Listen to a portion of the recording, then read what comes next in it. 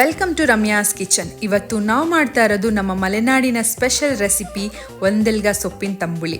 ಈ ಒಂದೆಲ್ಗ ಸೊಪ್ಪನ್ನು ನನ್ನಮ್ಮ ಊರಿನಿಂದ ಫ್ರೆಶ್ ಆಗಿ ತಂದುಕೊಟ್ಟಿದ್ರು. ಅಮ್ಮ ಊರಿನಿಂದ ತಂದಾಗೆಲ್ಲ ನಮ್ಮನೆಯಲ್ಲಿ ಈ ತಂಬುಳಿ ಮಾಡೋದು ಆಲ್ಮೋಸ್ಟ್ ಫಿಕ್ಸ್.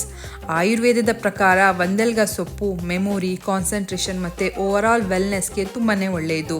ಜೀರಿಗೆ, ಕರಿಮೆಣಸು, ತೆಂಗಿನಕಾಯಿ ಮತ್ತು ಗಟ್ಟಿ ಮಜ್ಜಿಗೆ ಜೊತೆ ಮಾಡಿದ್ರಂತೂ ಇದರ ರುಚಿಯೇ ಬೇರೆ. ನಮ್ಮನೆಯಲ್ಲಿ ಅನ್ನದ ಜೊತೆ ಇದನ್ನು ಎಲ್ಲರೂ ತುಂಬ ಇಷ್ಟಪಟ್ಟು ತಿಂತಾರೆ. ಒಂದೆಲ್ಗ ಸೊಪ್ಪಿನಿಂದ ಚಟ್ನಿ, ತಂಬುಳಿ, ಸಾಂಬಾರ್ ಹೀಗೆ ಹಲವಾರು ರೆಸಿಪಿ ಮಾಡಬಹುದು. ಆದರೆ ನಮ್ಮ ಫೇವ್ರೇಟ್ ಮಾತ್ರ ಈ ತಂಬುಳಿಯೇ. ನೀವು ಇನ್ನೂ ಒಂದೆಲ್ಗ ಸೊಪ್ಪಿನ ತಂಬುಳಿ ಟ್ರೈ ಮಾಡಿಲ್ಲ ಅಂದರೆ ಈ ರೆಸಿಪಿಯನ್ನು ಸೇವ್ ಮಾಡಿಕೊಂಡು ಟ್ರೈ ಮಾಡಿ ನೋಡಿ. ನಿಮ್ಮ ಮನೆಯಲ್ಲಿ ಒಂದೆಲ್ಗ ಸೊಪ್ಪಿನಿಂದ ಯಾವ ರೆಸಿಪಿ ಮಾಡ್ತೀರಾ ಅಂತ ಕಮೆಂಟಲ್ಲಿ ತಿಳಿಸಿ. ಈ ರೆಸಿಪಿ ನಿಮಗೆ ಇಷ್ಟ ಆದಲ್ಲಿ ಲೈಕ್ ಮಾಡಿ, ಶೇರ್ ಮಾಡಿ ಮತ್ತು ಇನ್ನಷ್ಟು ಟ್ರೆಡಿಷನಲ್ ಹೋಮ್ ಸ್ಟೈಲ್ ರೆಸಿಪಿಗಾಗಿ ರಮ್ಯಾಸ್ ಕಿಚನ್ನ ಫಾಲೋ ಮಾಡಿ.